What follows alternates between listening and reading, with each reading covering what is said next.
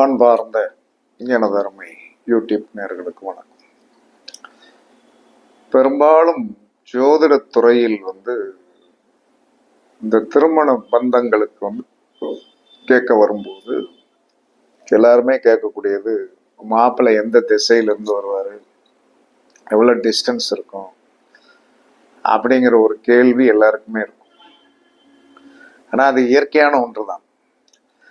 ஆனால் என்ன சொல்லலாம்னா, இதை எப்படி கண்டுபிடிப்பது என்று சொல்லக்கூடிய ஒரு உண்மை இருக்கிறது. அப்ப அந்த உண்மையை நம்ம தெரிஞ்சுக்கிட்டோம்னா இவ்வளவு டிஸ்டன்ஸ்ல வரலாம், அது கிட்டக்க அல்லது தூரம் அல்லது வெளி தொலை தூரம் அல்லது வெளிநாட்டு மாப்பிள்ளைகள் கிடையாது, வெளிநாட்டுல வேலை பார்க்கிறவர் அப்படிங்கறத எடுத்துக்கிடணும். வெளிநாட்டுக்காரனை போய் நம்ம கட்ட போறது கிடையாது. வெளிநாடுகளில் வேலை பார்த்துட்டு இருக்கிறவர் அப்படிங்கிற ஒரு சூழ்நிலைகள் யாருக்கெல்லாம் அமையும் அப்படிங்கிற ஒரு 4 விதமான கண்டென்ட்ஸ் இருக்கு. முதல் கண்டென்ட்ஸ் லக்கணத்திற்கு 7 குடையவன். லக்கணத்திற்கு 7 குடையவன் சுப கிரகங்களோடு சேர்ந்து லக்கணத்திற்கு 1, 5, 9 இருக்க, லக்கணத்திற்கு 7 குடையவன் சுப கிரகங்களோடு சேர்ந்து லக்கணத்திற்கு 1, 5 இருக்க டிஸ்டன்ஸ் கம்மியாக தான் இருக்கும். போய் பார்த்துட்டு வரக்கூடிய ஒரு தூரம், சீக்கிரமாக பார்த்துட்டு வரலாம் அப்படிங்கிற ஒரு சூழ்நிலையை அது உருவாக்கக்கூடிய நிலைமையில தான் இருக்கும். லக்கணத்திற்கு 7 குடையவன் சுபகிரகங்களோடு சேர்ந்து கோணத்தில் இருந்தால் கம்மியான தூரத்தில் மாப்பிள்ளை இருக்கிறார் என்பதை நீங்கள் கணக்கே போட்டுக்கிடலாம். அதுக்குள்ளதான் வரும், அதுல மாற்றலாம் கிடையாது. அதே சமயத்துல லக்கணத்திற்கு 7ஆம் இடத்திற்குண்டான அதிபதி பாவ கிரகங்களுடன் சேர்ந்திருந்தான்னு வைங்க. லக்கணத்திற்கு 7 குடையவர் என்று சொல்லக்கூடிய கிரகம் பாவ கிரகங்களுடன் சேர்ந்திருந்தால், அந்த பாவ கிரகங்களுடன் சேர்ந்திருந்தால் ஓரளவு டிஸ்டன்ஸ் உள்ள ஊர் தான் இருக்கும். டிஸ்டன்ஸ்னா என்ன சொல்லலாம்னா 8 மணி நேரம், 9 மணி நேரம், 10 மணி நேரம், ராத்திரி யாருன்னா விடிய காலம் போய் இறங்கி அவங்க வீட்டில் போய் மூஞ்சி கழுவுறாப்புல தான் இருக்கும். அப்ப லக்கணத்திற்கு 7 குடையவர் பாவகிரகங்களுடன் சேர்ந்திருந்தால் கண்டிப்பாக ரொம்ப டிஸ்டன்ஸ் தான், அதுல மாற்றம்லாம் கிடையாது. லக்கணத்திற்கு 7 குடையவர் என்ன சொல்லலாம்னா லக்கணத்திற்கு 7 குடையவர் 3 குடையவருடனும் 11 குடையவருடன் சேர்ந்திருந்தால், 3ஆம் வீட்டிலும் லக்கணத்திற்கு 7 குடையவர் 3ஆம் வீட்டில் 11ஆம் வீட்டில் இருந்தாலும் 3 குடையவன் 11 குடையவனுடன் தொடர்பு கொண்டாலும் அது தொலை தூரம் ரொம்ப டிஸ்டன்ஸா போயிடும். தொலை தூரத்தில் தான் இருப்பார்கள். சிறிது தூரம், அதிக தூரம், தொலை தூரம், இப்படித்தான் நம்ம ஜோதிடத்துல சொல்லணும். அதற்கடுத்து லக்கணத்திற்கு 7 குடையவர், லக்கணத்துக்கு 7ஆம் இடத்திற்கு உண்டான அதிபதி 6, 8, 12 குடையவனோடு சேர்ந்திருந்தால் அவர்களுக்கு வருகின்ற மாப்பிள்ளை வெளிநாட்டுல வேலை பார்க்கிறவரா இருப்பார், வெளிநாட்டுல தான் இருப்பார். அதே சமயத்துல என்ன சொல்லலாம்னா அப்பப்ப ஒரு மாசம் வந்திருப்பாரு, அதுக்கடுத்து போவாரு, அதுக்கடுத்து வருவாரு, இப்படித்தான் இருக்கும். இதுல எல்லாம் எந்த வித மாற்று கருத்துமே கிடையாது. அப்ப இது பெண்ணுக்கும் மாப்பிள்ளைக்கும் பொருந்தும். அது ஆணுக்கு மட்டுமே அல்ல.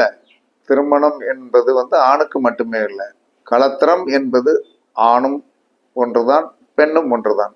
அப்ப நீங்கள் எடுத்துக்கொள்ள வேண்டிய முறைகள், லக்கணத்திற்கு 7 குடையவர் சுபகிரகத்துடன் சேர்ந்து 1, 5, 9 இருந்தால் சிறிது தூரம் உள்ள மாப்பிள்ளையோ அல்லது பெண்ணோ அமையும். லக்கணத்துக்கு 7 குடையவர் பாவகிரகங்களுடன் சேர்ந்து எந்த இடத்தில் இருந்தாலும் தூரம் அதிகமே, அதுல எந்தவித மாற்று கருத்துமே கிடையாது.